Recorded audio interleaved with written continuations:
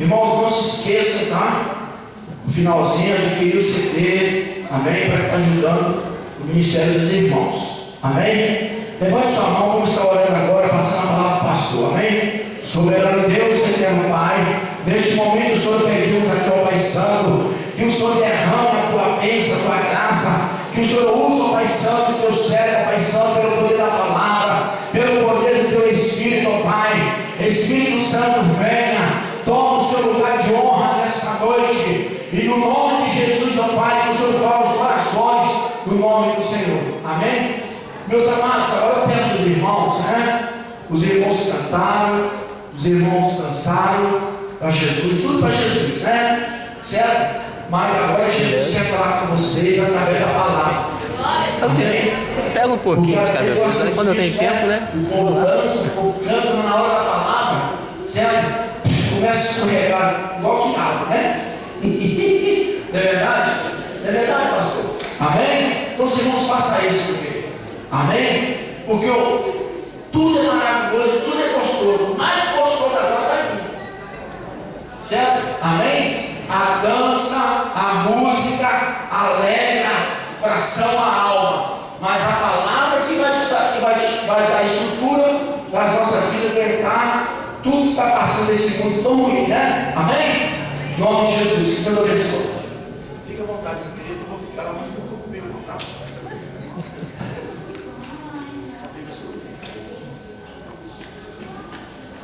Paz sejam multiplicadas a parte do Senhor. Amém? Amém. Quero louvar a Deus por essa oportunidade que Ele nos concede de poder voltar à Igreja Pentecostal Altar em Chamas, rever os nossos amigos, pastor Cosme Ferreira, é um prazer estar aqui dentro, e por estar neste congresso abençoado, Festa de Chamas. Deus abençoe a coordenação, a equipe, os louvores, as danças, os teatros que foram apresentados aqui, estão todos de parabéns, e eu tenho certeza que o nome do Senhor foi glorificado. Quero louvar a Deus pela vida do cantor Nando Costa, ainda não conhecia, mas gostei muito, que Deus continua abençoando a sua vida e ministério. Deus abençoe. Quantos vieram ouvir a palavra do Senhor? Diga glória a Deus. Quero convidar você que trouxe Bíblia, abra por gentileza no livro de Jó, capítulo de número 8, vamos ler o verso de número 7. Jó, capítulo de número 8, verso de número 7.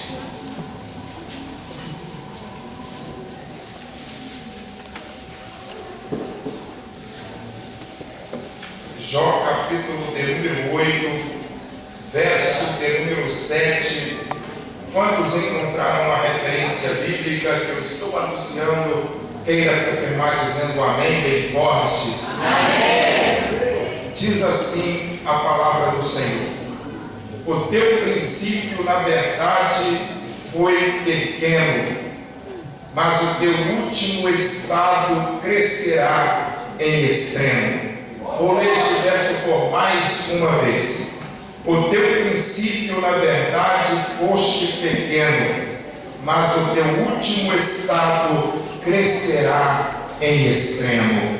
Amém? Levante as suas mãos bem alta com a minha, em alto e bom som, diga bem forte comigo: Deus, que a tua palavra seja semeada no meu coração, a fim de que venha dar frutos e que o vosso fruto permaneça para sempre.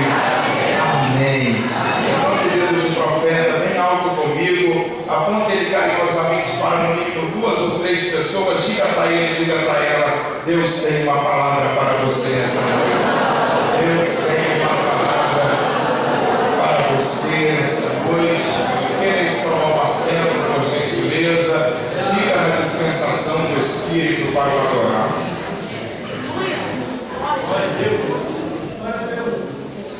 Eu chamo a atenção de todos os filhos de Deus que aqui estão para ouvirmos, guardarmos e obedecermos a bendita e poderosa palavra do Senhor nosso Deus. Eu acredito piamente que todas as coisas que aconteceram aqui nesta noite, o propósito maior de Deus é usar todas estas coisas para gerar crescimento na igreja. Seja uma oração ministrada, seja um louvor entoado, seja um teatro, uma dança, seja a palavra ministrada. O propósito maior de Deus é usar todas estas coisas para que haja crescimento na igreja. E nesta noite nós lemos um texto em Jó, capítulo 8, versículo 7, que diz que o teu princípio, na verdade, foste pequeno, mas o teu último estado crescerá em extremo.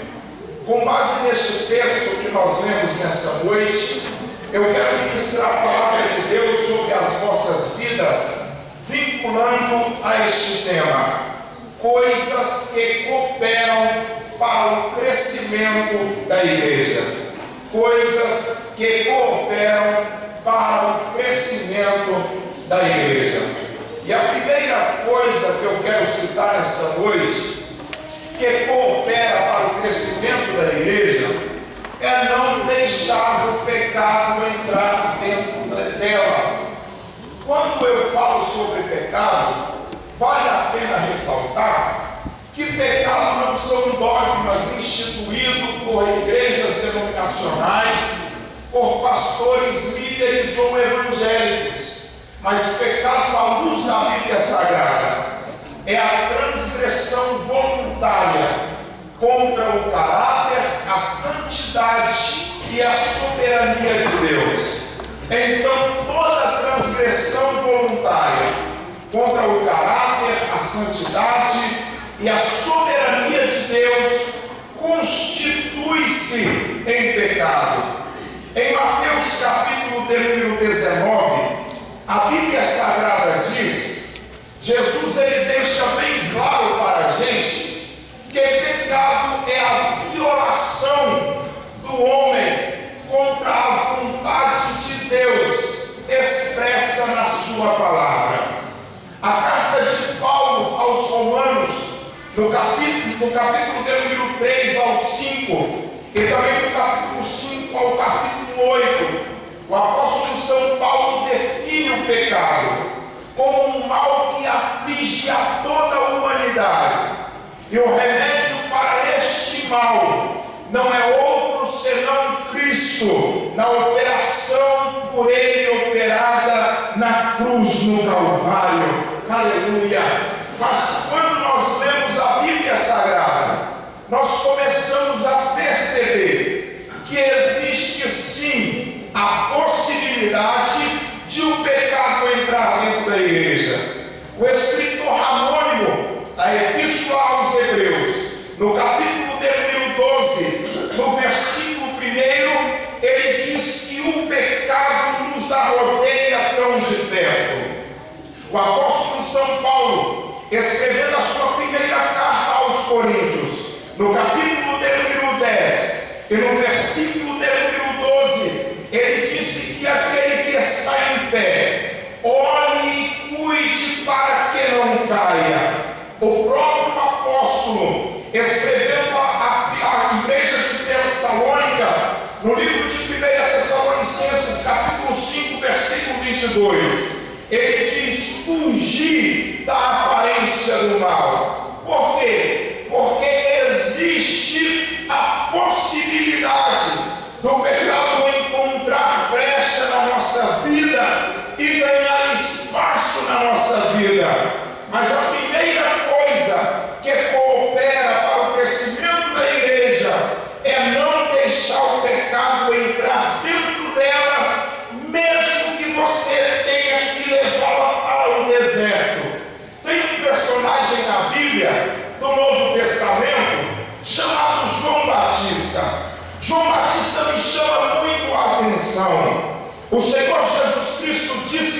Batista foi o maior e o último profeta nascido de mulher. A Bíblia Sagrada diz que João Batista, pastor Cosme, tinha uma igreja, ele tinha um ministério, e a Bíblia diz que os sacerdotes eram Anás e Caifás.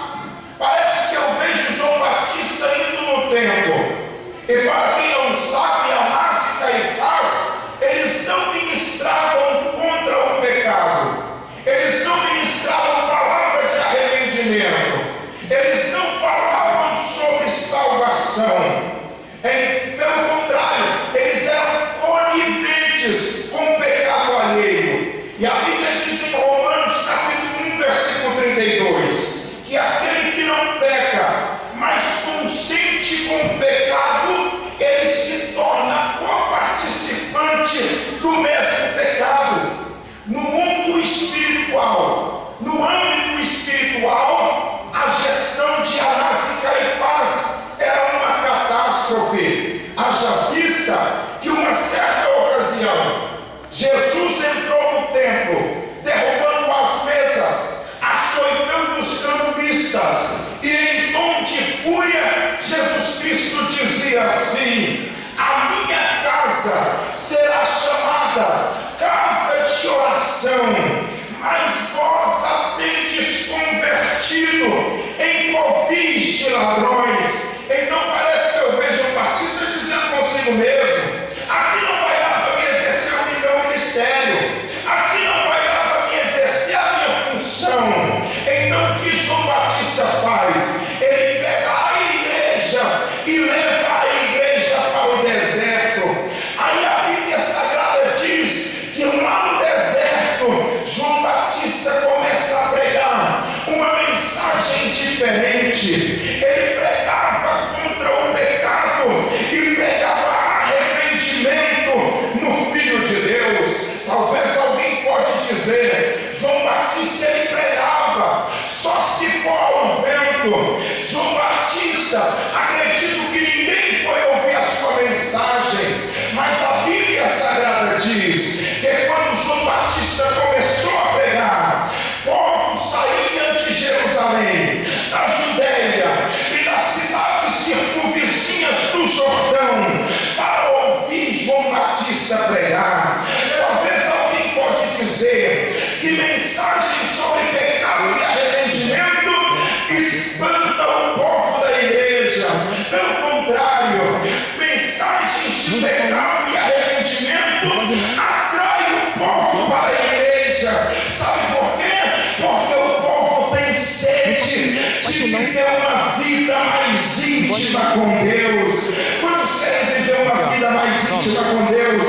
Levante a mão lá em cima, dando um brado de glória para Jesus. Aleluia. Isso não Batista, pastor Cosme, ele é um pregador diferente dos pregadores do século XXI. Sabe por quê? Porque a Bíblia diz que ele vestia, e as vestes de João Batista eram vestes de pelo de camelo, e a Bíblia diz que ele comia, se alimentava de mel silvestre e gafanhoto. Haja vista que João Batista ele pregava arrependimento e salvação do Filho de Deus. João Batista ele tinha ousadia divina em pregar a palavra de Deus. E a mensagem de João Batista não é aquelas mensagens que amassageiam o nosso ego. A mensagem de João Batista não é aquelas mensagens que confortam o nosso ego, mas a mensagem de João Batista era uma mensagem dura de se ouvir. A Bíblia diz que João Batista saía no meio do povo e dizia: raça de víboras, quem vos ensinou a fugir da ira futura? Alguém pode dizer: João Batista está doido, João Batista está maluco, João Batista está fora de si. Ninguém chama o outro de víbora, mas eu vou provar para você, à luz da Bíblia Sagrada, que João Batista não estava doido, ele estava consciente daquilo que ele estava ministrando. Sabe por quê? Porque a Bíblia diz que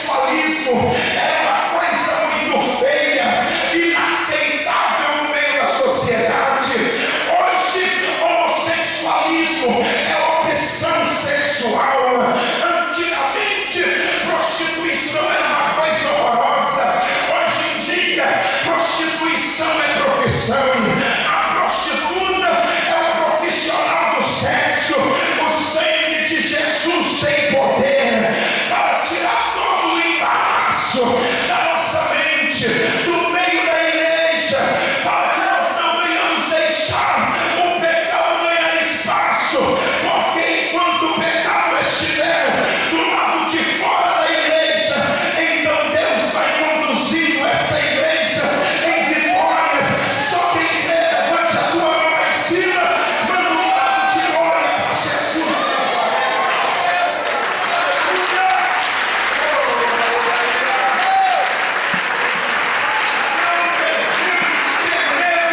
De pregar a verdade, não devemos nos acovardar em pregar a verdade. Sabe o que eu tenho aprendido, pastor Cosme? Já há alguns dias e alguns meses atrás, que o que tem matado o povo não é a verdade, mas o que tem matado o povo é a mentira. Por isso que Jesus disse: conhecereis a verdade e a verdade vos libertará. Se pois o Filho vos libertar, verdadeiramente sereis livres. Prega a verdade, não abra mão da verdade, não dê espaço para o pecado na sua vida, porque Deus vai usar você para gerar crescimento nessa igreja. Só quem crê, levanta a mão direita lá em cima comigo, levanta a mão esquerda junto com a direita, coloca a mão direita no ombro do irmão à direita, a mão esquerda no ombro do irmão à esquerda, e diga para ele: não dê espaço para o pecado na sua vida. Não dê espaço para o pecado na sua vida. Que a igreja cresce. Só quem crê, levante a tua mão lá em cima, coloca Satanás para correr na sua vida. Aleluia. A segunda coisa que coopera para o crescimento da igreja, sabe o que é? Vença a vaidade. Vença a vaidade. Irmãos, lendo a Bíblia por algumas vezes, eu descobri que existem 58 referências na Bíblia que falam sobre a vaidade. E a Bíblia Sagrada define a vaidade como a soberba no coração, a falsidade, a mentira e a presunção em querer ser igual a Deus. Me chamou a atenção um filme que eu assisti há alguns meses atrás, do ator Keanu Reeves, conhecido por fazer Matrix. Este homem contracena um filme chamado Advogado do Diabo, com o maior ator de Hollywood de todos os tempos, chamado Al Pacino. Este filme narra a história de um advogado que nunca perdia uma causa, mas um dia, em meio a um julgamento que este homem iria perder, ele pede o juiz para fazer uma rescisão. O juiz dá uma recessão de 15 minutos. Ele vai ao lavatório, lava o rosto, e quando ele se refresca, o filme conta que o diabo lhe aparece. Então o diabo vira para ele e diz assim: não se pode ganhar todas. Ele virou para o diabo e disse: é o que vamos ver. Então o diabo dá um sorriso de canto de rosto, dizendo para ele: vaidade, vaidade, com certeza meu pecado predileto. E por causa disso eu fui para a Bíblia Sagrada e eu comecei a perceber que todos os homens, antes de pecar, caíram na vaidade. Adão caiu na vaidade em querer ser igual a Deus. Satanás caiu na mesma vaidade que Adão, em querer ser igual a Deus. Davi caiu na vaidade em contar a nação de Israel. Salomão caiu na vaidade quando as suas muitas mulheres lhe corrompeu o coração, fazendo ele servir a outros deuses. E por causa disso eles caíram no pecado. Sabe por quê? Porque a vaidade é quando a pessoa se sente privilegiada. Fulano não pode, mas eu posso porque eu sou privilegiado, sou melhor do que os outros. Isso me faz lembrar de Naamã. A Bíblia diz que Naamã era chefe do exército do rei da Síria, porém ele era leproso. A Bíblia Sagrada diz que a menina que trabalhava na sua casa disse: tem um profeta em Israel que pode curar sua lepra. A Bíblia diz que ele manda uma carta para o rei de Israel, e a Bíblia diz que o rei de Israel manda ele ter com Eliseu. A Bíblia diz que ele chega na casa de Eliseu com a sua carruagem toda adornada com ouro, prata, especiarias e vestimentas. A Bíblia Sagrada diz que ele estava montado nos seus cavalos alados por sangue. Sabe o que Eliseu fez? Continuou dentro de casa, nem quis atendê-lo, nem quis ver a cara de Naamã e nem como era a sua carruagem, mas simplesmente Eliseu virou para o seu moço chamado Geazi e disse: Geazi, vai lá e diga para Naamã descer do cavalo na vaidade e mergulhar 7 vezes no Rio Jordão. Irmãos, aquela mensagem foi muito dura, porque Naamã disse: se a minha cura está em 7 mergulhos, porque ele não me mandou mergulhar lá no Farfar, no Abner, rios de Damasco, que são rios melhores do que este, o Rio Jordão. Sabe por quê? Porque geograficamente o Rio Jordão é o rio mais baixo de toda a terra. Em alguns pontos ele chega a ser tão baixo que ele é cheio de lama, cheio de barro, mas a Bíblia diz que para ele ser curado ele tinha que descer. Ei, meu filho, para de pensar que você é alguma coisa, que você canta melhor do que todo mundo, que você prega melhor do que todo mundo, que você pastoreia melhor do que todo mundo. Se nós estamos de pé aqui, é porque a graça do Senhor está sobre a nossa vida. Só quem crê que a graça dele está sobre nós, levante a tua mão e adore ao Rei da Glória nessa noite.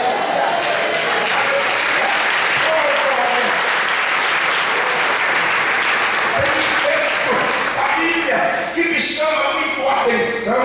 É o texto de Gênesis, capítulo 19.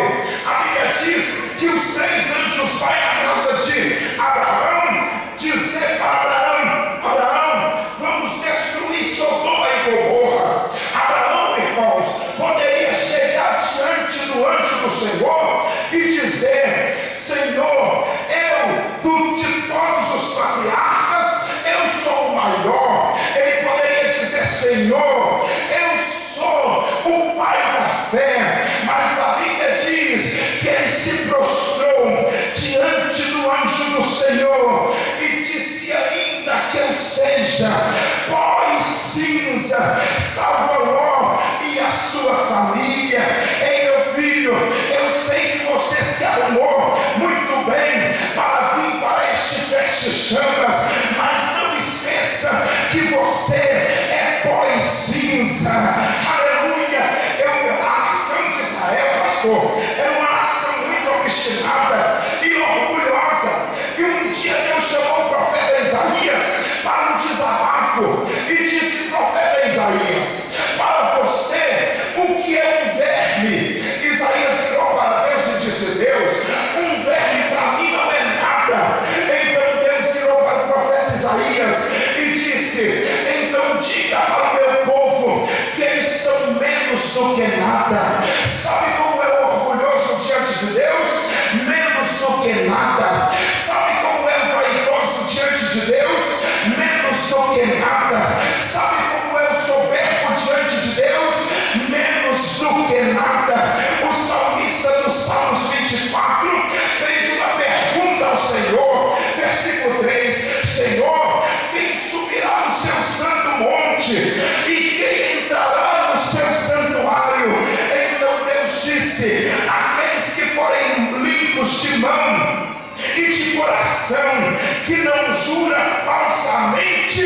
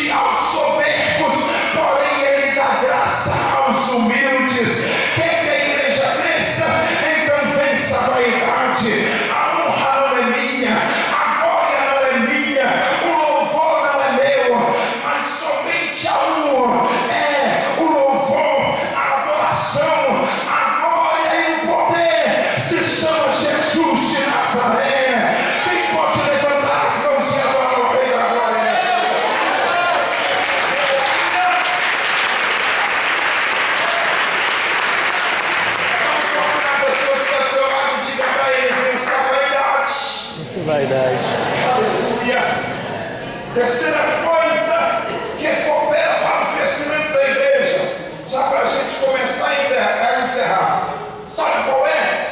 Dê às pessoas mais do que elas esperam de você. Dê às pessoas mais do que elas esperam de você. Surpreenda. Irmãos, Jesus ele nos ensina a surpreender as pessoas. Em Mateus capítulo 5, a partir do versículo 39, Jesus diz assim, se alguém bater a sua face direita, não revida, porque se você revidar, o seu inimigo já vai se armar esperando o gol. Mas Jesus diz assim, surpreenda, ofereça também à esquerda. Se alguém quiser a sua capa, surpreenda, dê também a sua túnica. Se alguém lhe forçar a caminhar 1 milha, surpreenda, vai com ele 2 milhas. Sabe por quê? Porque o nosso inimigo, o nosso adversário, aquele que quer ver o seu fracasso e a sua derrota, ele só tem fôlego para andar 1 milha. Agora quem tem promessa de Deus na vida, vai além. Ele tem fôlego para caminhar 2 milhas. Quem tem promessa de Deus aqui, deixa eu ver. Só quem tem promessa de Deus, levanta o dedo de profeta lá em cima comigo. Aponta ele para quem está do seu lado e diga para ele, então se prepara para ir além.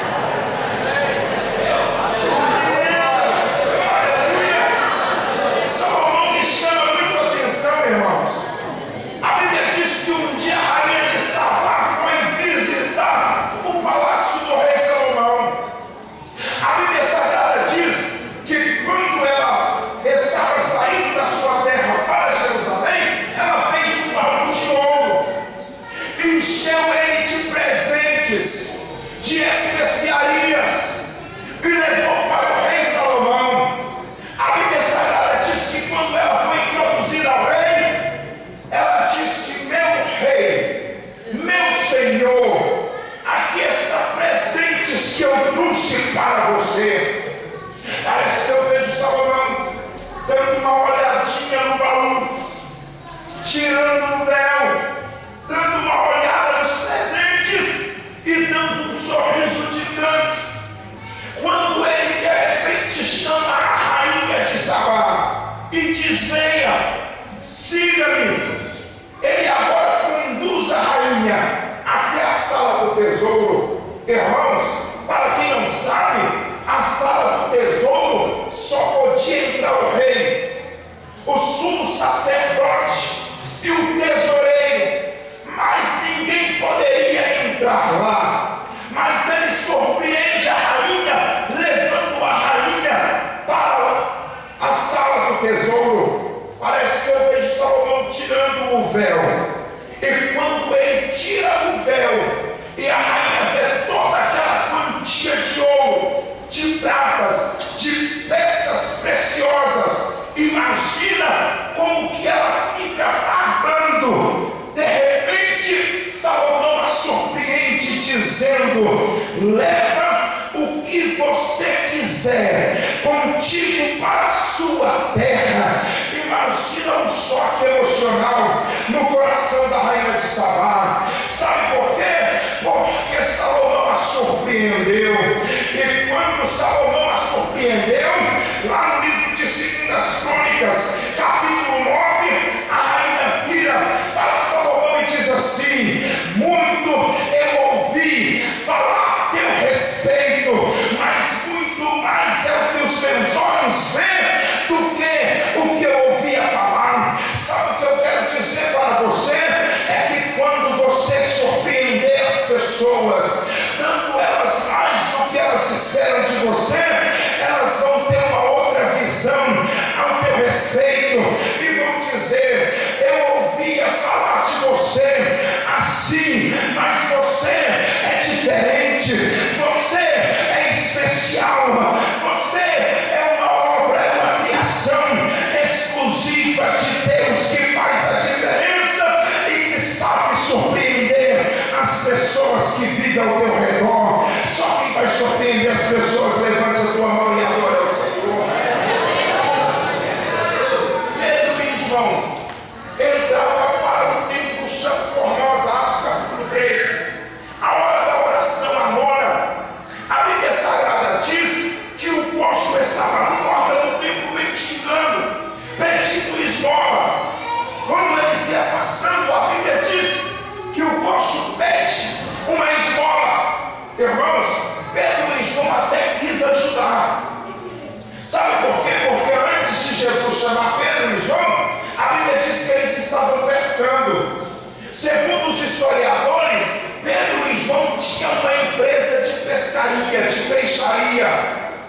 Então, quem morava na cidade, perto do mar da Galileia, sobrevivia da pesca. Então eles tinham dinheiro, tinha certo poder financeiro. Mas Pedro virou para João e disse: eu não tenho ouro e nem prata. Imagina a decepção do coxo. Mas de repente Pedro surpreende o coxo dizendo: eu não tenho ouro e nem prata, mas o que eu tenho, isso eu te dou. Levanta-te e anda em nome de Jesus Cristo.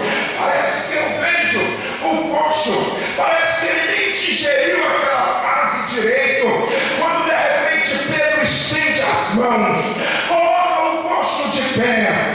O coxo não está entendendo nada, mas de repente João se agacha e firma os seus adeios e diz a Bíblia Sagrada que o nome poderoso de Jesus Cristo operou um milagre e o coxo começou a andar e a saltar dentro do templo para a glória do Deus Todo-Poderoso.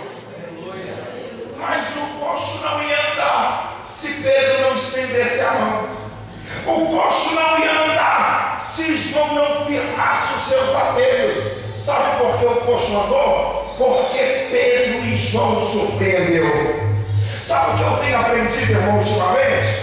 É que as pessoas não querem somente que a gente venha aqui e ministre uma oração, ministre um louvor sobre a tua vida, ministre uma palavra profética de uma visão, de uma revelação de Deus. Mas as pessoas querem mais. E eu quero profetizar sobre a tua vida, sobre esta igreja, que quando você oferecer às pessoas mais do que elas esperam de você, Deus vai usar a sua vida para impactar essa igreja, e essa igreja vai crescer de forma extraordinária. Só quem crê, levante a tua mão e adore ao Rei da glória. Tem uma propaganda aí de um cartão que tem uma frase no final dela que diz assim, ó: surpreender uma pessoa todo dia não tem preço. Dá uma olhada na pessoa que está do seu lado e diga para ele: surpreender uma pessoa todo dia não tem preço. Diga para ele, então faça a diferença. Só quem é sal da terra, a luz do mundo, quem nasceu para fazer a diferença. Levante a tua mão lá em cima, manda um lado de glória para Jesus. Em quarto lugar, a quarta coisa que coopera para o crescimento da igreja, sabe qual é? É que Cristo tem que estar no centro da igreja.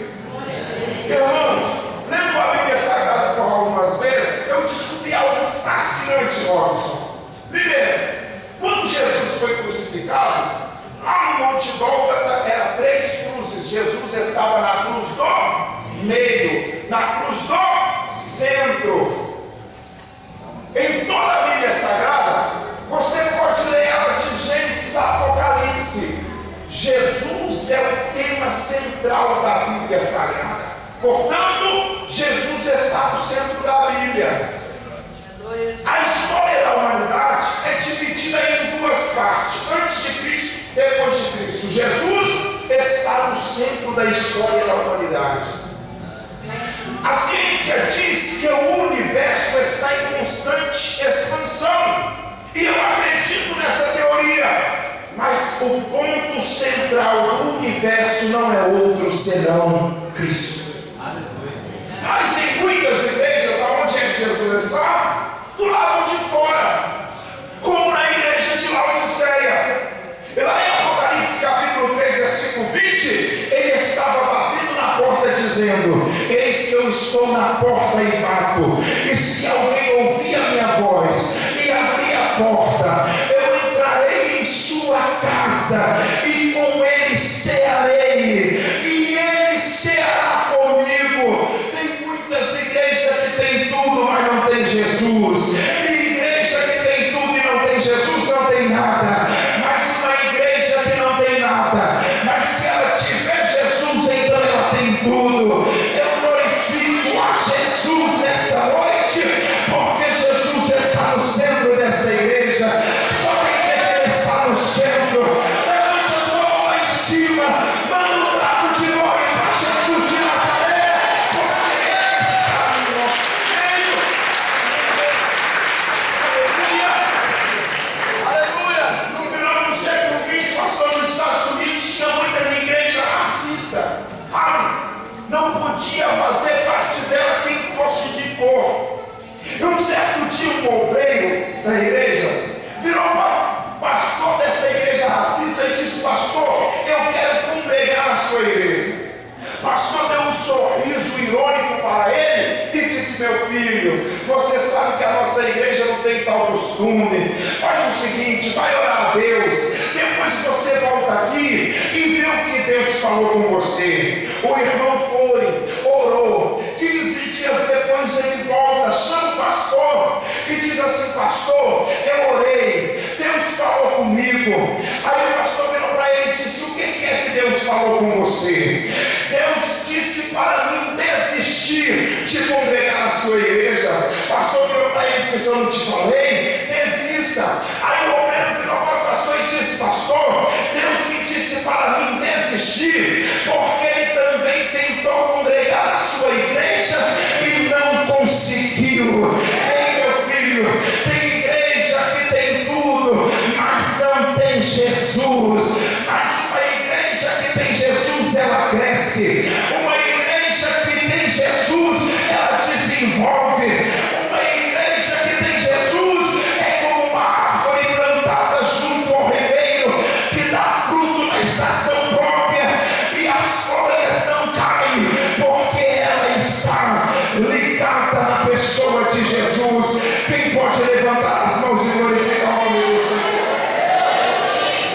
Jesus tem que estar no centro dela. Jesus tem que estar no centro da sua vida, irmão. Jesus tem que estar no centro da sua casa. Eu costumo dizer que na sua casa, se novela tiver mais espaço do que Jesus, eu tenho pena da sua família. Se lá no seu trabalho tem mais espaço para fofoca, disse-me-disse, eu sinto pena de você no seu trabalho. Se lá na sua empresa, no meio dos seus negócios, tem mais espaço do que Jesus, eu sinto pena do seu trabalho. Ei, Jesus, ele tem que fazer parte da sua vida. Ele tem que estar no centro da sua casa, no centro do seu trabalho, no centro dos seus negócios. Foi ele quem disse: se vós estiverdes em mim e as minhas palavras em vós, pedireis o que quiserdes e vos será feito, porque sem mim nada podeis fazer. Mas aonde estiver 2 ou 3 reunidos no meu nome, aí estou eu no meio deles. Quem crê que Jesus está no nosso meio? Só quem crê que Jesus está no nosso meio, levante a tua mão e manda um brado de glória para ele, se você quer. Para nós encerrarmos, em quinto lugar, a quinta coisa que coopera para o crescimento da igreja é: não abra mão do Espírito Santo na sua vida. Não abra mão do Espírito Santo na sua vida. Sabe por quê, irmão? Porque é o Espírito Santo que nos ajuda a ficar em pé. Uma certa ocasião, pastor, fui para um sítio, lá tinha aquele brinquedo chamado balancinho. E eu fui brincar com um colega e o Espírito Santo me trouxe a memória hoje. Quem lembra de balancinho sabe que tem uma base, tem um suporte em cima da base, uma extrema direita e esquerda. Você sobe em cima do balancinho e ele fica inclinado. Mas aí tem uma corda que você lança para um amigo que está na outra extrema. O amigo segura na corda, sobe em cima do balancinho, então o balancinho encontra o seu ponto de equilíbrio. Aí o Espírito Santo me disse: diga para os meus povo que eu sou o amigo que estou do outro lado. E ele segura firme na corda e traz as coisas que estão pensadas para um lado da nossa vida encontrar equilíbrio e o seu ponto de estabilidade. Aí ele diz assim: olha, enquanto você não abrir mão de mim, eu não abro mão de você. Pode continuar segurando firme, porque eu não abro mão de você. Eu não sei o que você está passando na sua vida, quais são as dificuldades, quais são as provações, os momentos de tempestade, de turbulência, mas o Senhor manda dizer para você: não abra mão de mim, que eu não vou abrir mão de você. Sou eu que te levanto quando você está caído, sou eu que te fortaleço quando você está fraco, sou eu que te encho quando você está vazio, quando você não tem nem mais lágrimas para derramar, nem mais voz para orar. Sou eu que intercedo por vós com gemidos inexprimíveis. Não abra mão de mim, que eu não vou abrir mão de você. Segura na mão da pessoa que está do seu lado e diga para ele: não abra mão do Espírito Santo, porque é o Espírito Santo que nos ajuda a ficar em pé. Fica de pé com essa pessoa agora, em nome de Jesus. Fica de pé, levante a mão dele junto com a sua, em nome de Jesus. Nando Costa, vem adorar o Senhor mais uma vez. Levante as suas mãos bem altas com a dele, aleluia. Em alto um som, diga bem forte comigo: Deus, eu ouvi a tua palavra. Eu creio que a tua palavra é a verdade.